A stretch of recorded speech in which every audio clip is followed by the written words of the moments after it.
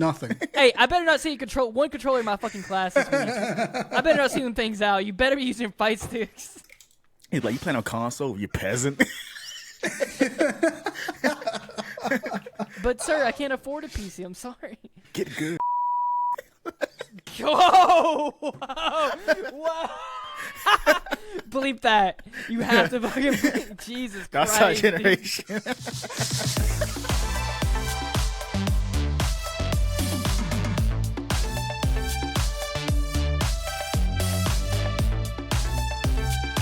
And hello, welcome back to the HeadKanon podcast. This is episode 143? 144. 144, yep. Yeah, if you guys want to keep up the show or anything like that, all links down below for the Discord. And if you're watching this on YouTube, give us a like, leave a comment. If you're watching this on or listening to this on Apple or Spotify or wherever you get those things, leave a review. Yeah, it helps out. We do appreciate it. And let's just start the show because we are a little bit behind. So, Let's do it. guys, Let's do it. Yeah. You guys want to do some catch up here real quick? Yeah, I haven't played anything. I started Final Fantasy VII, like the classic Final Fantasy VII again. Yeah. And I just re-downloaded Final Fantasy VII Remake Intergrade, the one with the DLC, because I really want to play the DLC. So once I get back from Charlotte next week, I'll probably be diving into that. Let me tell you about Final Fantasy VII for me. I had a boss beat my ass so bad that I just stopped playing the game. I'm like, the game's not fun anymore. And it was that damn house. Yeah, that house whooped my ass so bad, right? A house whooped my ass so bad that I just stopped playing the game. Literally, I beat the house, got an hour more into the game, and I was like, I'm just done. I don't want to play it. I don't want this anymore. Yeah, that's a shame because that house fight is really hard. Really if you tough. go into it unprepared, it will ruin your night. I was literally... it was one of those bosses where you stand up in your underwear and you're just screaming. You're just like, I fucking hate. It's like video games supposed to de-stress me. No, this is escalating me. Yeah, this is making me. I'm gonna commit arson after this. I'm gonna make a crime. I'm gonna commit crime. Final Fantasy, Square Enix, what have you done? That was one of those boss battles. Yeah, there was one boss in Dark Souls. It's a fire demon. I stopped playing the game. I got to that boss, Dark Souls 3. And there was like one fire demon. It's an optional boss, but it just pissed me off so badly that I just stopped playing. No, wait, I'm thinking of something else. Yeah, Dark Souls 3. Great boss, like great game. Played that boss, and I just like, you know what? Fuck this game. I don't need this in my life. It's like it just puts a sour taste in it. It puts the most worst damper over you. You're like, I don't even want this anymore. I paid premium prices for this, and I don't even want it. Yeah, fuck this. Other than like playing Final Fantasies and Baldur's Gate, I haven't been doing a whole lot. I watched Boy and the Heron. Oh, how was that? It was great. It was a Miyazaki movie. It was phenomenal. I need to go watch it. I've not been in the theaters in a good minute. I wait for Apple to put Napoleon on so I can fucking stand up for my short king. I think you can still see it in cinemas. Is it still playing? Yeah, it was. I think I had a showing over here. I need to get on that. I need to go see the Godzilla black and white version. Nice. Good job. Tay, have you ever had like a boss experience like that? Ninja Gaiden 2. Where it just made you just want to quit the game altogether? I did for 6 months and I came back and beat it. Was it the old fuck in Ninja Gaiden 2? The old fuck with the long beard and the white robe? No, it was a second boss, Electai, the electric guy. Yeah. I remember. You fight him in the Statue of Liberty, and he was broken. So eventually I came back. What game was it? Ninja Gaiden 2. Yeah. Ninja Gaiden 2. Yeah. Ninja Gaiden has some of the best boss fights. Piss you off for months. One of the bosses that shouldn't be hard was Sonic Superstars final boss. One of the biggest criticisms of that game is how ridiculous those bosses are. Sonic Superstars, was that the one that just came out recently? Yeah. Is it like hard for no reason? Yeah, hard for no reason. It's just BS. It's just BS. That's bad game design. Yeah, and the gameplay of the game is good, but it's the bosses that hold the game back tremendously. Like they take long animations, bullcrap attacks, and like, come on, it's not fun bosses. Yeah, it's like this hard boss to is read. hard and fun. Then this boss is just not fun, and the final boss of that game is just straight up ass. It's not good. That's fun. You played Sonic Frontiers? Were the bosses in Sonic Frontier any good? Oh no, they were easy. Okay. Sonic Frontier was easy. Yeah. Sonic Superstars is a 2D game. That's awesome. Yeah. It looks really great. Like it looks like it would be a phenomenal game. Yeah, but the bosses hold that game back tremendously. Like it's that sucks. Not even funny. Like a 7 out of 10 game, like basically. That's a bummer. Do you guys remember you get like stuck on levels like when you were a kid and it took you like maybe 5 years to beat it? Kingdom Hearts 1, baby. Back to it. Kingdom Hearts 1. I think it took me 6 years to beat Halo 2.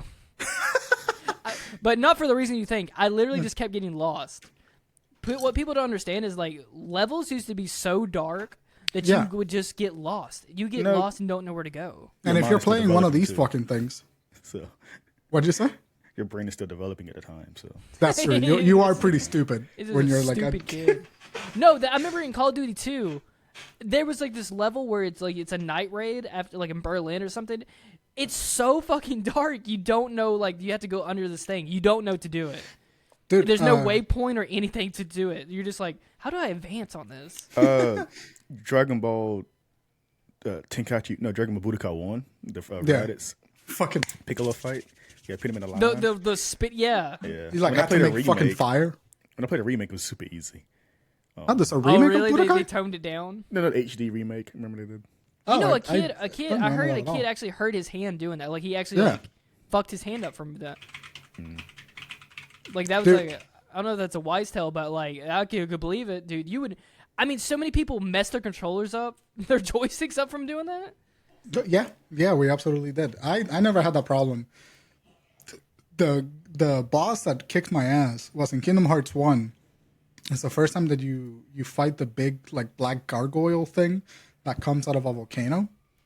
And it took me 12 years to like beat that boss. And then I beat the boss and I stopped playing the game. Yeah, it's just like, I don't want it. Yeah. Like, I accomplished my goal. This was my final boss. Because by the time that I finished that boss, Kingdom Hearts 2 had come out. So I just watched the ending and I played Kingdom Hearts 2. Oh, man. It's funny. Yeah. Bosses are they can make or break a game so easily. Yeah, like Final Fantasy 16 has some of the best bosses ever played. Like, it's like every boss battle is always fun, no matter what. Yeah, I did not have a single bad time with Final Fantasy 16. 7. I had a good time with 7. Sometimes, but like, I know like in Final Fantasy 15, they had some weird bosses. Yeah. The summoning, whatever. The Leviathan boss was fun. Yeah, that was a great fight. Though. I remember... for 16, they're putting Leviathan into DLC. Oh, nice. Yeah. I'm excited for that. Yeah, that's going to be a new summon. I got to really play Final Fantasy 16 DLC. I hated 15's story. It wasn't... The villain sucked. He was super convoluted and confusing. Yeah. It was a good like turning point for the franchise. Yeah, I think his name was Arden. He's just like a film teacher. Yeah. He literally walked around the map like I was like, like he walked around the game like I'm like, is he the bad guy or not? Like, you had to like watch a movie and all that crap to understand the full story and all that nonsense. I did watch Kingsglaive. Actually, it was pretty good. Kingsglaive's a really cool movie. The animation was fucking fire. I haven't seen it, but the animation's badass. But it's got Aaron Paul in it actually. Really? That's funny. Yeah, he's the main character. Hell yeah. He's a soldier. Mm-hmm. That's fun. I haven't seen that one. Reminded me of Advent Children. Like, I love the Final Fantasy movies. They're all so good. I remember when Advent Children used to be gorgeous. That used to be like the film to go to back in the day. Yeah, dude, and the animation for Advent Children holds up to this day. No, I don't think so. It holds up, dude. It holds up. The particle effects are fucking like crazy. Weird early like Japanese like animation type where it's like a little plasticky. It's a little plasticky, but not bad enough that you can say that it's bad looking. At the time, it was super gorgeous. Yeah. I remember like, but didn't they have like a remaster come out, right? I don't think so. Was that like dorky? Was that dorky to watch? Dude, I got made fun of so bad for liking that movie. Okay, so that's actually a good transition. A little segue here. So we're talking about nerd culture in the early '90s. That was 2000s. A very forced transition. That was not. I think that was pretty spot on. It was like a 75% smooth on the gradient. 75%. I think that was pretty smooth. It was pretty smooth. I'll give you that. Come on, it was like transition straight from right from the boss battles, talking about Yeah, I remember Final that Fantasy, movie. right into this. Yeah. I got made fun of a lot for liking Final Fantasy as a kid. Anyway, hang on. Let me just present. All right, so we're talking about today is like when did like nerd culture like transition to being cool? Like, Or when be did mainstream, we get out? Yeah, when did it become like mainstream and normalized? Not to be like I guess like back in the day, like in like early when we're kids. Okay, let me just preference this. What was dorky when you were a kid? Comic what would books. kids get made fun of? Yeah. Reading comics? Comic books, if you liked anime or manga, immediately a fucking dork. If you liked Yu-Gi-Oh, fucking dork. Magic the Gathering, you fucking dork. Maybe Magic the Gathering, but like Yu-Gi-Oh was cool when I was a kid. No, Yu-Gi-Oh. Yeah, as a kid it was, but as a teen and adult, you should. If you got into high school when we were in high school, it was weird. Yeah. Well, that was something you didn't know. Actually, hang on. I have a story about that. Yeah. Me and my friend was playing. We started we picked up back Yu-Gi-Oh when we were in high school, and I think we were like seniors. Yeah, me too. Mm-hmm. But we were like, we were hiding. I was like, we were playing in his bedroom one night, and I was like, because we found his old Yu-Gi-Oh cards. I'm like, dude, let's make a deck. And then I'm like, dude, I wonder if they still sell Yu-Gi-Oh cards. So we went to Walmart and bought some Yu-Gi-Oh cards, and we made decks, and we started playing. And we looked at each other like, we can't tell nobody. We can't tell nobody we're doing this. I remember it's a secret now. What grade I was in? Like, I'm gonna say 9th, 10th grade, and we were playing Yu-Gi-Oh at the time, minimal though, not in like a senior year. All right, and when did you stop? Wait, when did you stop, and then when did you just like pick it back up again? I stopped like in 4th grade and came back when I was 17, the senior year. But at the time, I don't know what was going on at this time, but I remember a friend giving me this card. He giving it to me like he was like passing drugs. Like, here, take it. He's like sliding it under like the table. I can't remember the card. Puts it in a little baggie. Yeah, they like slide under the desk, like take it. Can you say that again? It's like take it. Take it, Here, like take it. And I was like, I looked around because it like you make fun of. I was like 14, 15 at the time playing. Yeah. Yu-Gi-Oh, but I remember in senior year we used to play in a library in open, and it has one of those moments where it was dorky doing that, but also it brought back people like, oh crap, I remember this. I remember Blue Eyes and Dark Magician. At the time, Synchros was out, and I think XC's just came out or something. Damn, and that's what I meant. They're like, oh, there's black cards now and like white cards, and like and we were playing, but at the same time it was dorky. I did play Yu-Gi-Oh for a couple of months in senior year. But that's the reason, for some reason, one of the dorkiest decisions I ever made was I need to bring my deck to AI. Something told me to bring my cards to Art Institute. Fucking awesome. And I was right. Dude, you know what happened? When we went to college, I had my deck. I left it at home because I'm like, I'm not going to need this. And when I met you and Devin, and you guys had, and I remember actually the first time I ever went over to Devin's house, I walked in and he had his Yu-Gi-Oh card table. It was his table in his living room, just full of Yu-Gi-Oh cards. Fuck yeah! And I was like, "Is those Yu-Gi-Oh cards?" And he was like, "Yeah." And I'm like, "All right." Bet. The next time I went home, I made sure to grab my deck. I was like, I'm gonna need this stuff. Sure, and then that's how I met you. Yeah. And now this motherfucker's wearing a Millennium Puzzle necklace. Yeah. Oh yeah, that. Yeah, I am actually. That's funny. But, I went to the gym one day, and the guy saw my necklace. One of the trainers was like, "Do you do like Yu-Gi-Oh?" I'm like, "Yeah." And he's like, "I love Yu-Gi-Oh, dude." See, that's the thing, though. You wouldn't got that like in you wouldn't. No, back in the day. Yeah. You would not have gotten that reaction. Like when I was I left Puerto Rico when I was in middle school, technically, and then I came in here to finish my sophomore, junior, and senior. When I was in school, I would constantly be made fun of because I was too old to be playing Yu-Gi-Oh. Except people started realizing that the game was really fun, so we all started hiding in. So my best friend at the time, his grandfather was the principal of the school.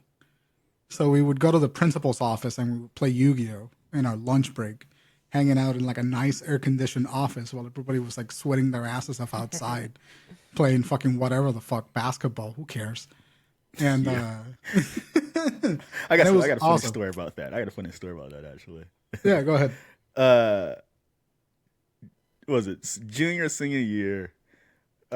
When during gym, if I didn't have my clothes, sometimes I would skip out and read Superman comic books. You were the kid actually under the bleacher, like, I don't need that dork physical fitness. Yeah, I was reading X-Men's up to this week. I was reading comic books. while everyone was doing active stuff at the time. That's fucking awesome.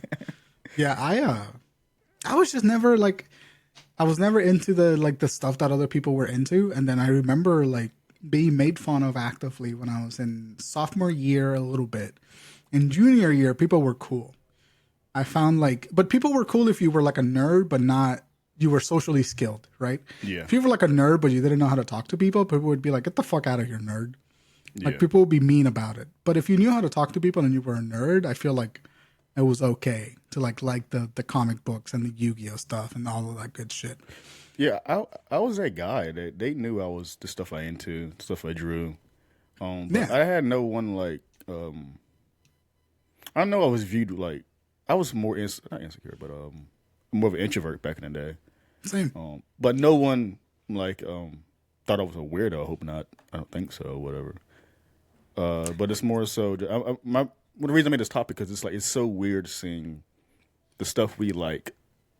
Especially anime is the one that hits me the most. Well, Yeah, like sure. yeah, like when I was in high school, right? When I got back into anime, I think I was like, so I stopped watching cartoons and stuff probably right when I was like 8th or 9th grade. I kind of like started transitioning. I'm like, I'm kind of getting old, and some of this stuff kind of sucks. I just stopped liking it, which also like just stopped making. I mean, regular show was still gas. When regular show was out, I'm like, oh, this is actually The show was still gay.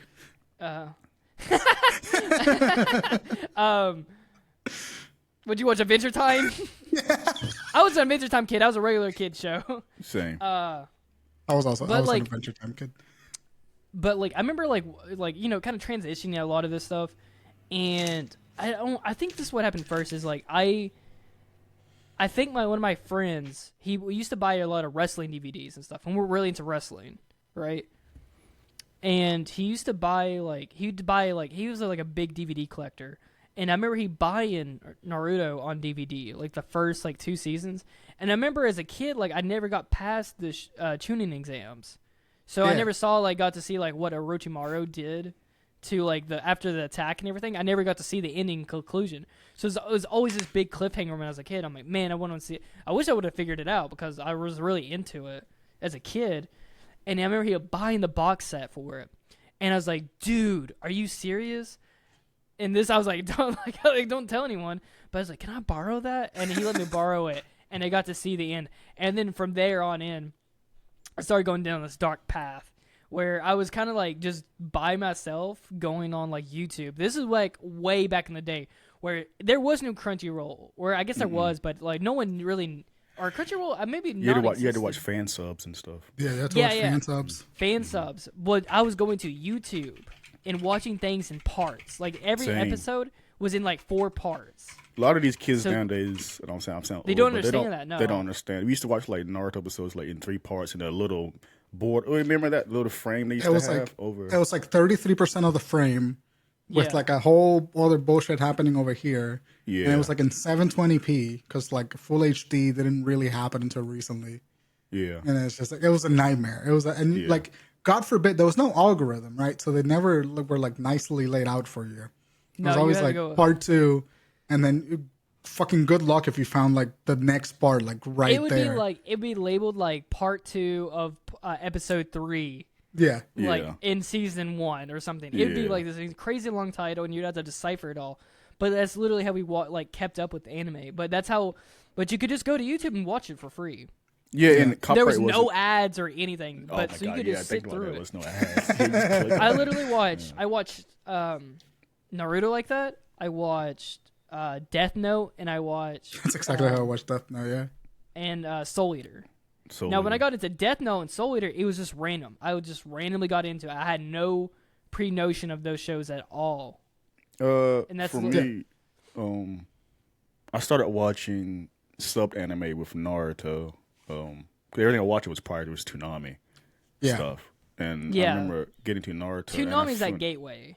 Yeah, and I'm going to get into that later, too. We talked about the time, but Naruto, I started watching the English stuff when it came on Toonami. I remember falling in love with it. Then I got more interested, so I started watching the subs, and I started finding like the YouTube and different sites, and I remember telling my friend on the bus the next day, like, Sasuke get these wings, and he turns brown. Yeah. He was like, "What are you talking about?" So yeah, he like shoves you. He's like, "What are you talking about?" Yeah, so I was ahead of him with the subs at the time. This is like 2006. Yeah. 2007. So it's funny looking back on it. Like I was watching subs ahead of time before it was like everywhere. Why did this hit you hard with the anime? Because you were starting to say like the reason the subject came about because you've seen it, the things that you like, and anime hit you like the hardest about it. Well, anime and both like the Marvel DC stuff too, but and it kind of ties in. But so like in the 90s and 80s, you watch anime from VHS. That was the only way you could do it. In the 2000s, which we watched Toonami, and that was a gateway. But at the time, it was still considered weird watching, like they call it, like, jokes aside, like Chinese cartoons or weird cartoons. Yeah, or they called it like cartoons for kids. Like, why are you watching cartoons? Yeah, yeah. They wouldn't. Anime wasn't even like a term. Since I want to say this weird mainstream transition happened with Attack on Titan when it first came out. When I noticed these actors start talking about it, specifically John Boyega and everyone else. Yeah. And Michael B. Jordan. Like, yeah, and I'm like, when did that happen? And over time, I'm going around as time progressed to like now, I'm seeing people wearing like anime shirts. And there's anime toys in the Walmart or Target. That was extremely hard to find back in the day.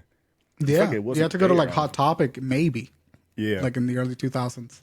Now, like, dude, the normal conversation in high school, is like, I remember a kid in high school having a Bleach t-shirt. And this is like when you could not find anime merch nowhere. And I was like really jealous. I'm like, where did you even get that shirt from? Yeah. Now it's the most easiest thing to walk into a fucking Target and pick up an anime shirt. Now anime is like legit. It's not niche anymore. No, it is very presented in the culture. And it's affecting Western media too, like inspired by Western. Ever since they come out with the sim dub, when they started doing sim dub, that's when it was full mainstream. Yeah, where they're coming out in English at the same time as the Japanese. That's full send of like, oh no, the Western audiences want this as immediately as the Japanese do. No, I can talk to someone about anime now, and it'll be like a normal conversation. Yeah, it's so weird. Like I see cars in Charlotte constantly with anime merchandise or whatever. Yeah, absolutely. Just you see some. Go ahead. No, it just I think that the turning shift happened there, like when it became really accessible in media, like because of the internet. Like Crunchyroll started in 2006. Give it a couple of years, it started becoming much more accessible. People knew about it a lot more, and then like I feel like 2012, 2013.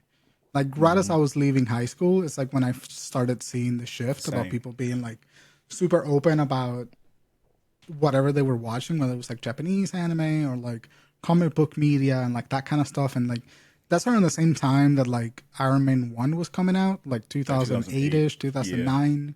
Yeah. And so like we're seeing the zeitgeist where like all of the shit that used to be really niche was like a minefield of content for like big studios. Like Marvel had literal almost 50 years worth of content to pick from. And then it's just like, yeah, just do one of those. Let's fucking do it. And then like it started becoming really popular in the media as like people realized that like, holy shit, this stuff is like cool as fuck. Yeah. Like watching a guy. We had Spider-Man and Blade, Incredible Hulk, and X-Men, but it never hit like it did now. And those movies were cool. At the time, and Daredevil too. Daredevil too. They weren't the best things ever, but they were there. But it didn't. Well, there was some. Like I mean, some of them were like some are bad.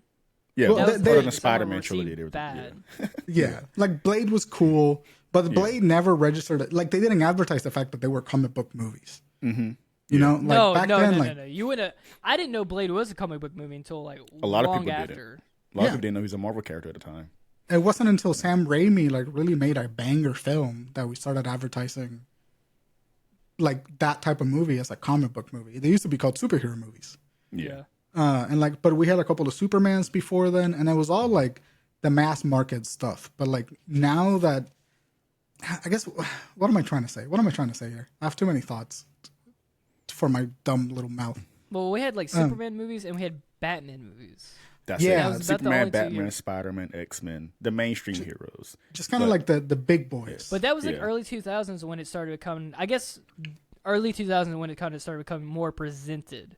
So we had like little, like for comic book movies in particular, we had little Spider-Man or little Superman movies here, Batman movie, and they would just trinkle every couple of years. It would be like a new one or something. Yeah. And then kind of in that early 2000s, that's when it started shifting. Like probably like 99 or 98, we started getting like Blade, started getting Electra. Yeah, Daredevil. I forgot about that movie. Ultraviolet, like shit that just seemed. Spider-Man, all of those. That's like early 2000s when we started seeing that. Like that, I guess the media had shifted into they wanted something. They needed extreme media. That's when the X Games was taking off. All of that stuff. That was kind of like the zeitgeist. It was like skateboarding. Yeah. Just these over-the-top action things. It was the action, like the action bubble, not the action bubble, but the action burst of like media. Because like in the 90s and the early 2000s, like action movies were predominantly the big genre. Yeah. We had the Transporter, we had the Matrix, we had every other action movie, like the X-Men movies. We had the IP Man movies, like the Rush Hour movies, like that kind of movie was really popular. And then finding something that was already written that translated into that, I think shifted culture. And then the real shift happened. Like they were making these movies, and the first 5 or so movies, I think, were like really big financial risk for whatever studio made them. But once Spider-Man made like fucking 10 times its budget, they're like, we're locked in. Like this is the new, this is going to be the new mainstream. Like once the first like niche movie made a shit ton of money, like they made like 3 times their budget or more, then that's when they knew that they could like capitalize on it. And I think that's when the shift started happening. Like 5 years after the Spider-Man trilogy, I think is when we start seeing people being more open to admitting that kind of thing, because DVD sales for Spider-Man had came out and the metrics were phenomenal. And so people were being a little bit more open with like, yeah, I like that. I like that Spider guy. I like what he's about. And then you just fast forward to like little microcosms of people making a lot of money off of like things that used to be niche nerd media. And then having the big budget, like having big budget attributed to those projects definitely is what brings it out into the media.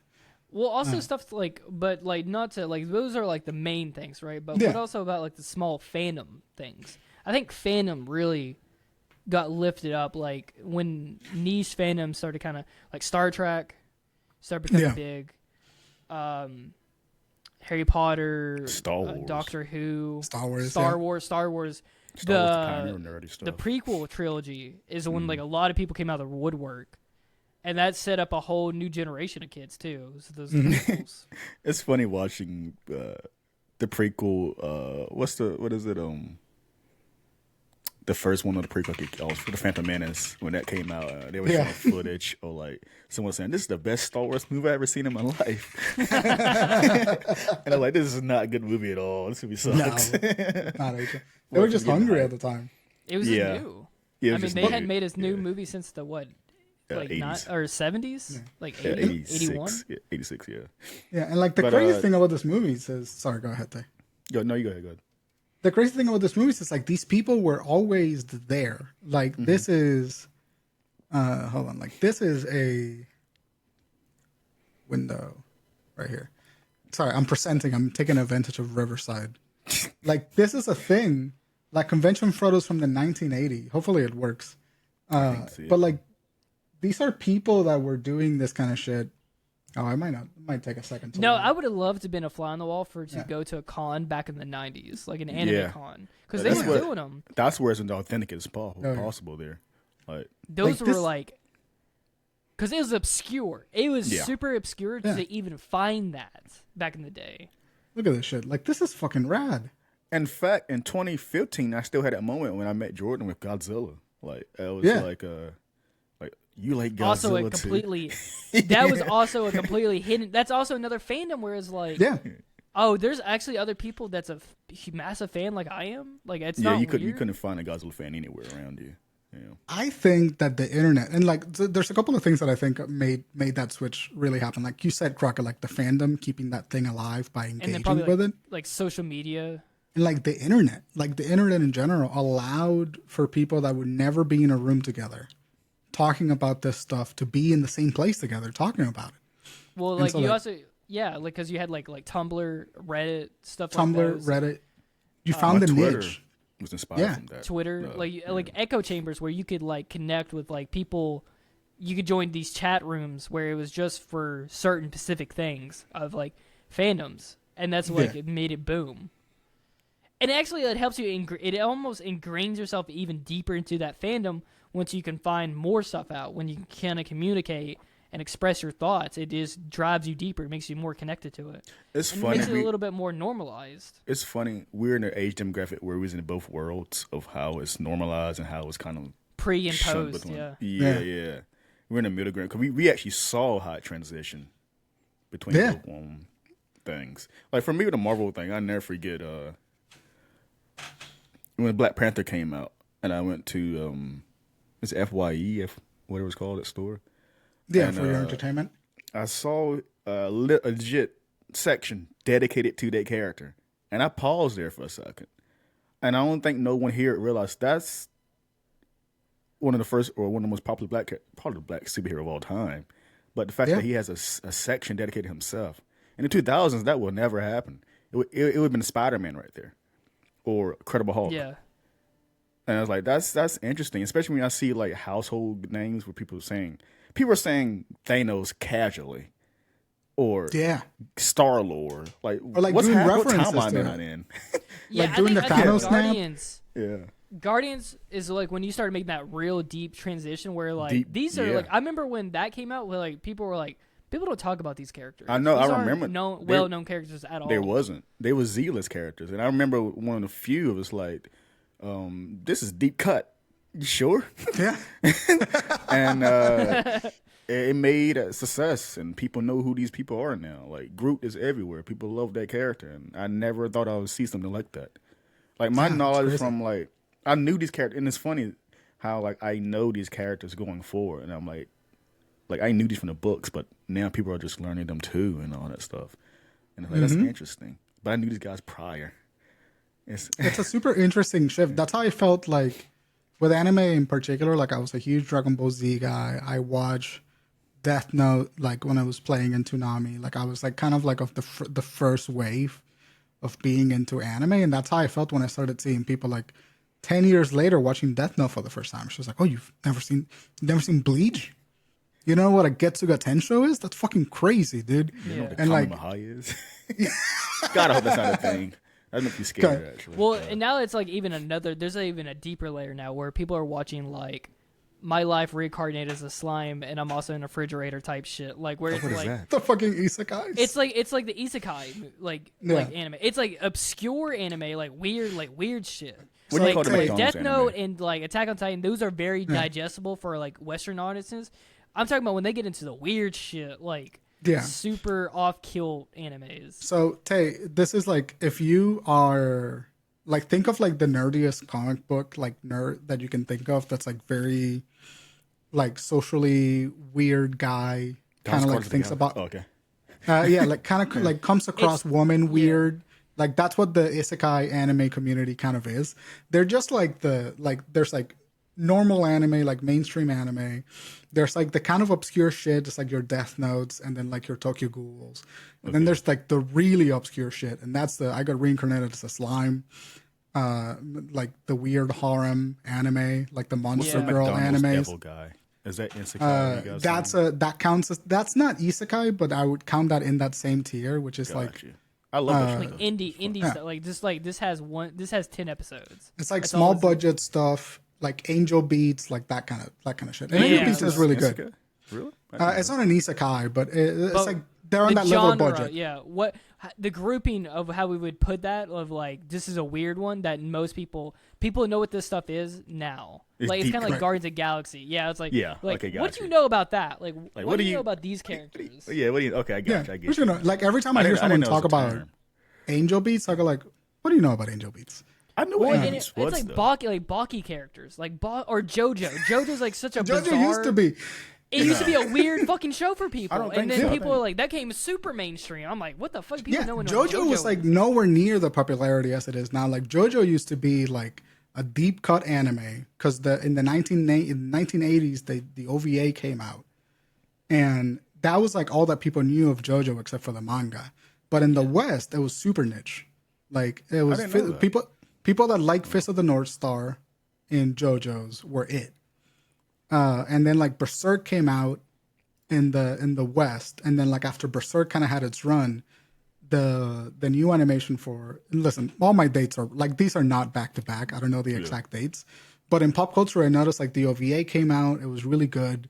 Berserk became really popular, and then Fist of the North Star got a resurgence in the West because it was inspired by like Bruce Lee, and people started gravitating to that. And then JoJo part 1, it wasn't until part 3 here in America where JoJo really became like a mainstream thing.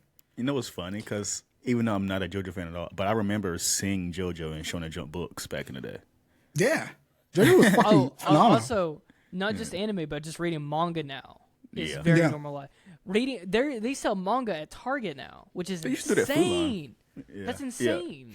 Yeah, the book section actually, but no, you are right. They did have Shonen Jump like in I guess like a book fairs, but you would see it rarely. Yeah, and I would see Shonen Jump at like Targets and stuff like that, but it wouldn't be like, it'd be like a tiny section like hidden away in the corner of the shelf.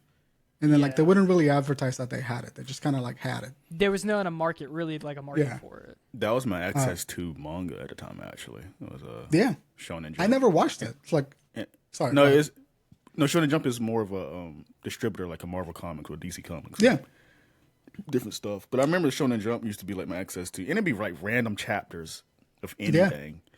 And I remember reading like Yu-Gi-Oh! R. You remember that? I can't remember what that was. It was like a remake of the original anime as a manga or something. Something like that. I remember Stan Lee's like a manga. anime It's manga, like manga-tized of the anime, which is something like that. And I remember reading like all kinds of stuff like that Shonen Jump. But now it's a spin-off side story. Yeah, it's a spin-off side story. Yeah, it's a spin-off side story. It takes place after 2004. Had a 3-year run, so it began in 2004 and then in 2007. And it followed Yugimoto's victory in the Battle City tournament. The son of Maximilian Pegasus avenged his teacher's defeat at the hands of Yugi. What? Yeah, I remember this Maximilian had a son? Yeah, apparently.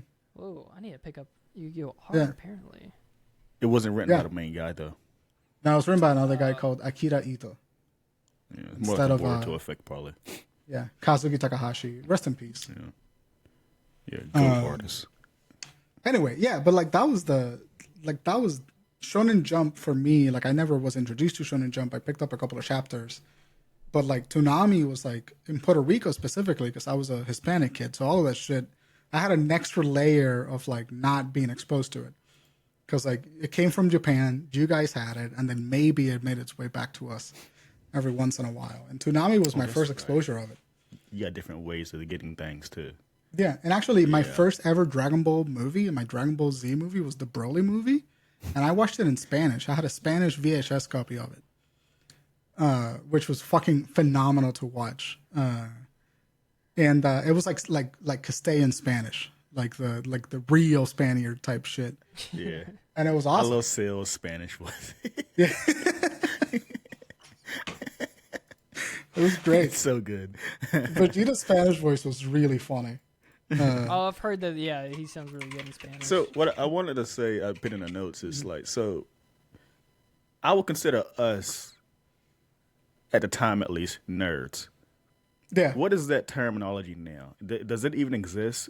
Like, I see people with casually, it's okay to buy a Gundam or a Godzilla statue or a Spider-Man toy for collectibles. And people understand, oh, this is a collectible. We know he's not actually playing with that toy or whatever. Is that like even a term now? I think it is. So I think that like geek is like someone where you're like kind of like interested in a thing and you know more than like most people know about it. And that's like a geek, you know, like no, they just refer to you as autistic at that point. No. They would say that's his hyperfixation. Yeah, that's when you're like deep into it, you know. But if like if you're a geek, you're like a tech geek. You like work in IT, you understand technology. If you're like a comic book geek, you like engage with it in some way or fashion. If you're a comic book nerd, then you know the deep cut shit. Like you knew Guardians of the Galaxy before there were a movie. if you were a comic book nerd. I think the word nerd used to have a negative connotation because of all the media that people were bullying nerds. And I think that's... Like, you would refer to him as, like, super weak, like, Yeah. glasses, like... Just like, Piss their actually, pants. that's not what happened in, like, 1980. Like, that kind of... Like, shut that up, was the... dork. Yeah, I was like, get the fuck out But of here. now, Like, that was the... you know what's funny about that? Now Yeah. people go to those people YouTube channels to learn about the lore. Those people grew Yes. up. Like, there was that guy named NerdSync and all that stuff. Those guys back in the day. But Yeah. now we got these, Yeah. I'm quote unquote normies coming to those people to learn about the lore after Yes. the movie. So that's hilarious, right? And so I think that it is not, I think, a coincidence that the internet and us grew as those things became more and more mainstream. I think that like they like the generation before us were like into them, but like first they didn't have the access that we did, and we being the generation that grew with that thing, like discovered that thing, and then grew with it, and like now the access grew with us, and like we experienced the transition. I think the reason why it's mainstream now is because we rule the world now. Like those nerds that like, we people grew used to up, make yeah. fun of now are the people that are making the art that everybody else is watching. see Because if you the think about, animators, what are the animators going to watch to like learn how to animate? Fucking anime cartoons. They're going to study comic book panels. All the shit that they like Yeah. is going to make it into the mainstream now because they're making the mainstream. So I think 100% part of the reason that yeah, especially with animation, part of the reason Well, I mean, why that was transition happening, happened. Like, if you remember, like back in like how many like Fairly or Kids Next Door, there was a Yeah. whole episode where like know you're number talking 4 was it? Yeah, it number becomes 4 Super goes, like, Saiyan, yeah. turns into Becomes Goku. number There was 4 a go. Dragon Ball reference, and I'm like, dude, I mean, they had been making reference to these long before. So Yeah. those animators was already in that zeitgeist. Mm-hmm. Now you see so many anime references in like I don't know what's on. I don't know. What If you cartoon- watch a new, Apollo. if you watch a new TMNT movie, they mention like JoJo references and I think Attack on Titan. So that's Which like one? the 2023 Teenage Mutant Ninja Turtles animated Oh, film. nice. Oh, okay. Yeah. So it's like JoJo references in there and Attack on Titan. But those Yeah. name drops, back then, no one would get those name drops. No, but now Today, everybody that name fucking drop knows is that. like, oh, we know what you're talking about. Yeah. And that's fucking Kids rad. would know. Yeah. Yeah. And so, like, I but think like parents even do. like, yeah, they would, and even like anime, like Jujutsu Kaisen, drops references to animes, to other animes all the time. Oh, really? Like, I didn't know yeah, that. in That's one of the 2 episodes, like one of the first couple of episodes, Yui mentions the Rasengan and the Kamehameha by name. cool. Oh, anime exists in this world? Yeah, because it's the real world. Okay. Just kind of translated into this universe. So Got it. like when Yuji first gets his power, Gojo is like, you can inherit Sukuna's curse technique. And he goes like, oh, will I be able to do the Rasengan or the Kamehameha? And so like that's a cute, cheeky little reference. But visually, the anime is full of references from the people that are learning from the people that they watch. Like there are so many Evangelion references, so many Dragon Ball Z references. There's even Full Metal Alchemist Brotherhood references. Dude, I couldn't even freaking imagine being a fan back in like the early 80s and 90s. Like those were the people that really suffered. Those people were actually known as freaks. Like, Yeah, they you're, were you're a smart. fucking freak, call them dude. Why are you freaks. watching cartoons as a Yeah, grown they adult? totally throw you in the trash can. Nerd. Yeah. But what is that like transient? What does that look like today? What is That's what something I'm someone saying. watching is like we would find fucking bizarre? Like, I And my- guess if the bullies Go still ahead. exist nowadays, they're bullies watching Dragon Ball Z or whatever other anime. Yeah, That's how do just you as a bully nerd. somebody now?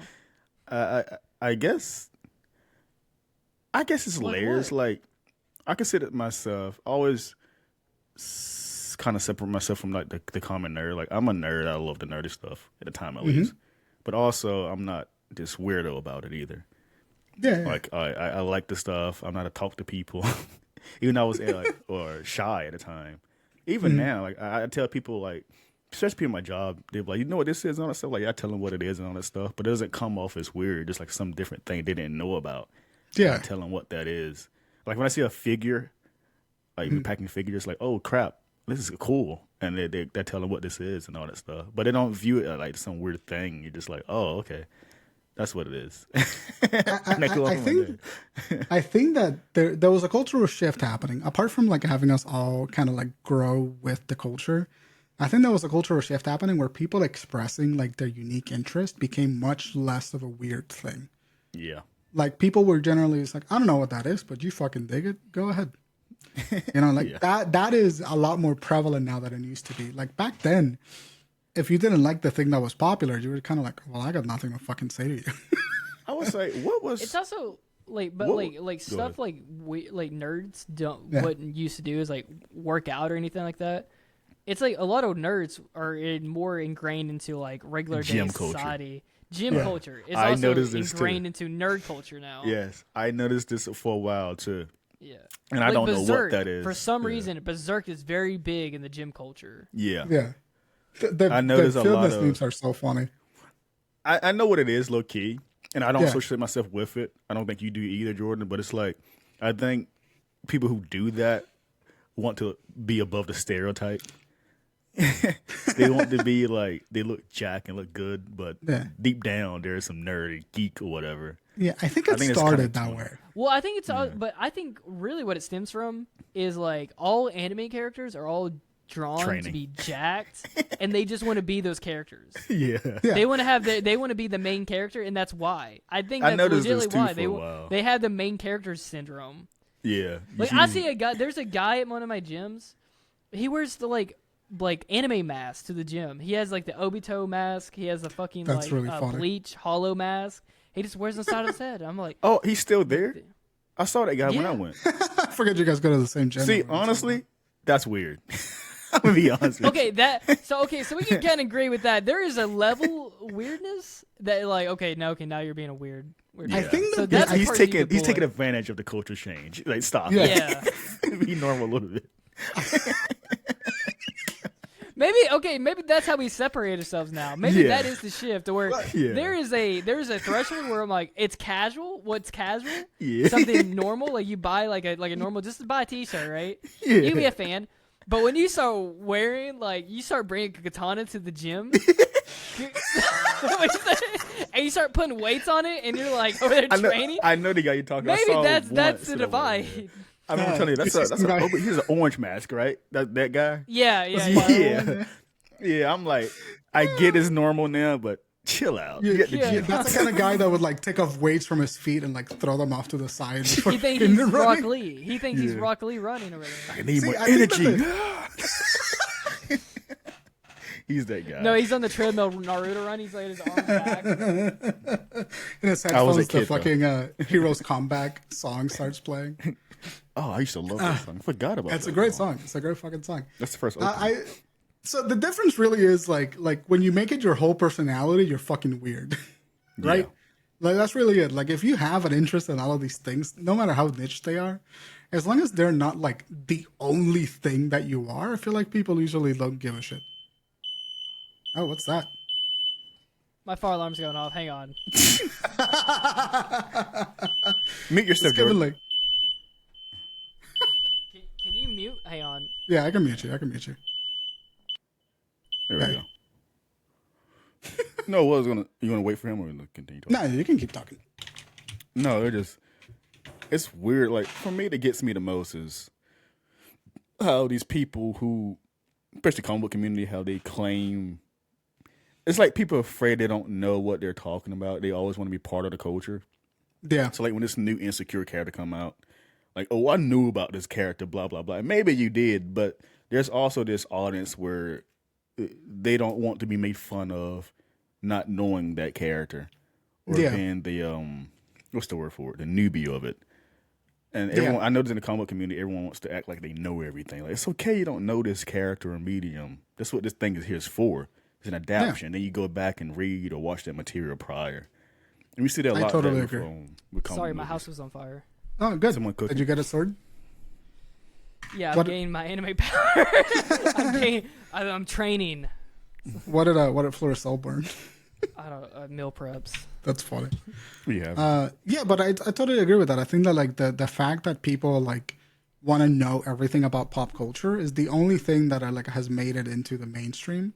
Because like once people started accepting it more, I feel like a facet of people like trick themselves into liking a thing. And like I can see that those are the people that are like, in my opinion, the people with the fucking like Funko Pops. Yeah, I agree. Like that's what that reminds me of. Oh, you're okay. right. I'm gonna bully you if you have fucking Funko Pops. I hate Funko Pops. You know what's interesting about that? So that's a good point you brought up, Brian. A lot of like nerds prior to this stuff, the popularity, hate Funko Pops. That's interesting. Because it feels like a cheap like gateway entry. Cheap and ugly. Yeah. They're the easy thing to point at, like, oh, I'm a nerd. Like, that was like the first thing that like I guess like penetrated like nerd culture, because they started off with like preying on like fandoms, right? Yeah, like, They preyed on like tricking fandoms into buying these shitty things because they're like, oh, because that was on the cusp of it, right? Like that was like when fandoms started kind of bleeding into like everyday markets, like going to Target, Walmart, and everything like that. And they started making Funko Pops of like Stranger Things. And like, or Wakanda Forever, comic book stuff, or like Doctor Who, crap like that. Like, they were just like abusing pop culture for the sake of like selling cheap, easy to make merchandise. Exactly. And that's what they feel like. They feel like, oh, something nerdy, buy this. They don't feel like an SH Monstars figure. No, there's that's no a difference. quality. They're not like respecting the thing that they're sort of being a symbol of. They're just kind of taking like advantage of that market. That's what it feels like. Right. For people like us, for people that like care deeply about the media that they consume, they feel like late stage capitalism of that media. These are like these shitty little like plasticky, ugly looking. There's ugly looking. There's no. But it's so interesting, like how our people like us are aware. Like we don't like those things. I noticed this myself. Because we had something nicer. I mean, even back in the day, like in the early 2000s, I used to remember having a DVD, like a Dragon Ball Z like DVD, and it had ads for like not SH Monster Arts stuff, but they had figures, like actual figures from Japan that you could order. It was like from Toonami, like you could order stuff like that, and you would actually see there was quality to them. And I was immersed, and I'm like, oh yeah, you can actually get like a Blue Eyes White Dragon figure if you wanted to. Yeah, it still sounds badass right now. But it does, it's fucking rad. Yeah, I still want it. But like when Funko Pops came out, and I saw a blue, I'm like, this thing is fucking ugly. When did they come out, anyways? So they Funko Pops. Let me look that up. I never bought one, but I was gifted one before. Yeah, I had 2 Funko Pops. You're the Yu-Gi-Oh, right? One because one of them doesn't look like a Funko Pop at all. That's the only reason I have it. It's like one of the rare ones that like actually like some designer that gave a shit made it. Yeah, just didn't give it the weird eyes, and then the other one was a gift. So Funko Pop as a company exists, launched in 1998 as a company. I don't know if they, I don't know like what their first thing was.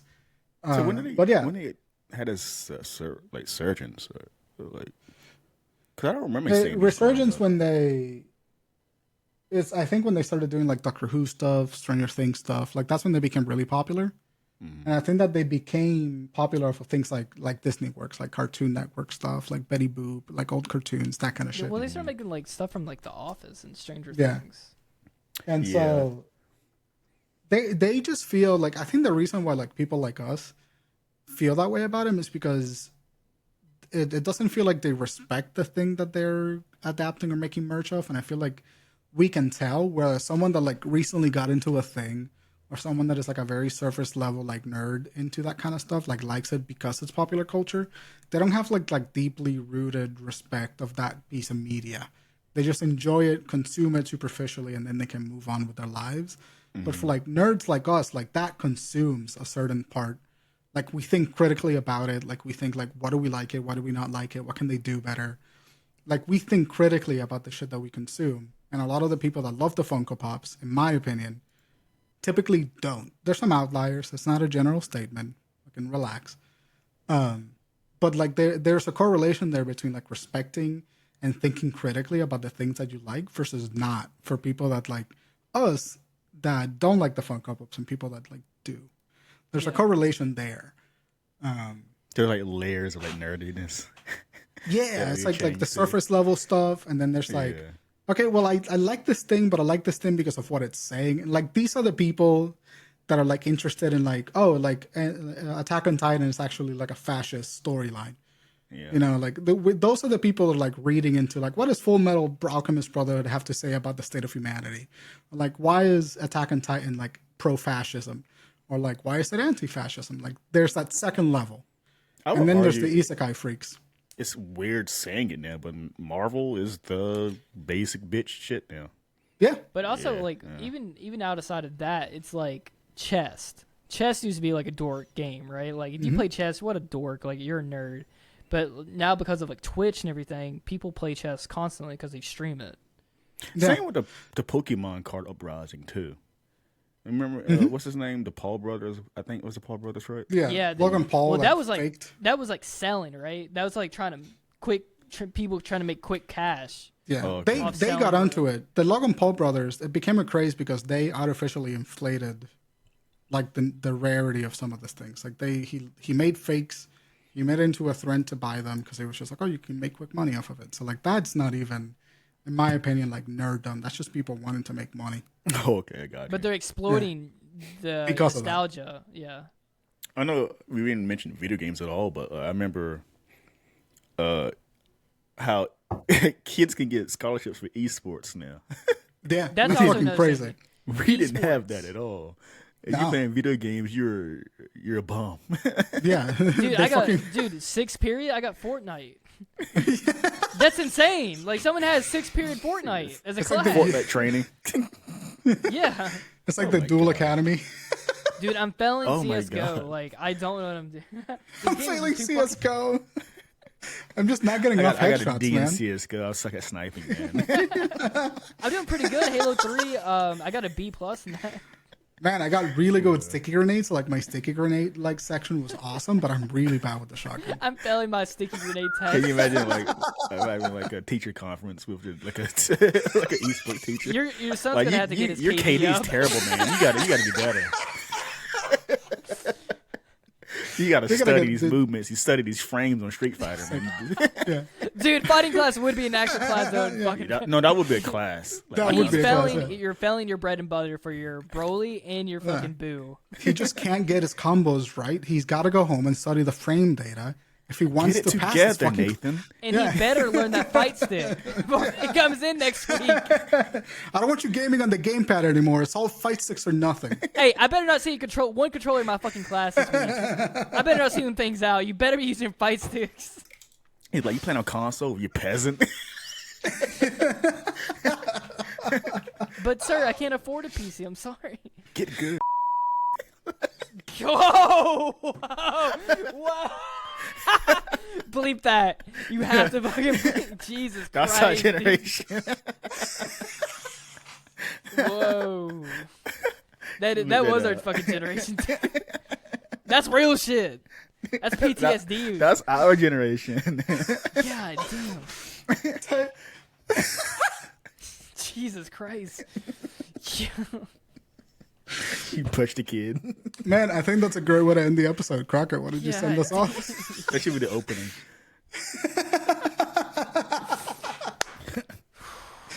Guys, thank you for making it in the show. We do appreciate it a lot. If you want to keep up with the show, all links down below. If you want to join our Discord, keep up with us there. Chat with us. If you guys like the show, if you guys want to relay some of your experiences on how you were a nerd, or maybe you're not, or just the differences, if you grew up in the time before or after, or maybe like you grew up like in the like kind of like the now, like where it's like you've always kind of known anime now, and what that experience is like. Leave it all down below. If you guys are watching this or listening to this rather on Apple or Spotify, leave us a review. That'd be great. We'd love to hear from you guys. It help us out a lot. Help us kind of know if our episodes are doing good or bad or anything like that. But yeah, everything. Yeah, thank you guys for making. Really do appreciate it. You guys making it to the end of the show. I have no idea what they're laughing at. I think it's like my voice. No, I haven't said that word in a very long time. Just looking at it, just bringing back memories. Anyway. Guys, thank you for making the show. We'll see you guys next week. Bye-bye. Just Oh, man.